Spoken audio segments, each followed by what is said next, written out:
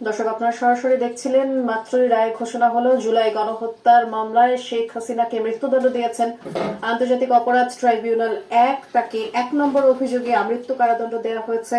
চাংখারপুলের 6 জনকে হত্যা এবং আশুলিয়া 6 জনকে পুড়িয়ে মারার ঘটনায় ফাঁসির আদেশ দেওয়া হয়েছে এবং সাবেক স্বরাষ্ট্রমন্ত্রী আসাদুজ্জামান খান কামালকে সব অভিযোগের ভিত্তিতে মৃত্যুদণ্ড দেওয়া হয়েছে। এছাড়া চৌধুরী আব্দুল্লাহ আল মামুনকে 5 বছরের জেল দেওয়া হয়েছে, যিনি এই মামলার রাজসাক্ষী হিসেবে পরিচিত। দর্শক, আপনারা যেমনটি জানেন, শুরু থেকেই আপনাদেরকে জানানোর চেষ্টা করছিলাম, ট্রাইব্যুনাল 1 এর চেয়ারম্যান গোলাম মর্তজা মজুমদার এই রায় পড়েছেন। রায়টি 453 পৃষ্ঠার, যেটি 6টি অধ্যায়ে সংক্ষিপ্ত আকারে প্রকাশ করা হয়েছে।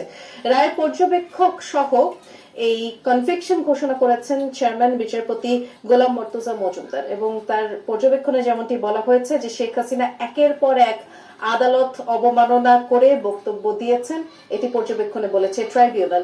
এবং এটা বলা হয়েছে যে এটা পরিষ্কার, শেখ হাসিনা আন্দোলনকারীদের উস্কানি দিয়েছিলেন, ছাত্রলীগ, যুবলীগ নেতাকর্মী এবং আইন শৃঙ্খলা রক্ষাকারী বাহিনীকে প্রতিবাদরত ছাত্রদের হত্যা ও নির্মূল করার আদেশ দিয়েছেন, এটি বক্তব্য দিয়েছেন পর্যবেক্ষণে ট্রাইব্যুনাল।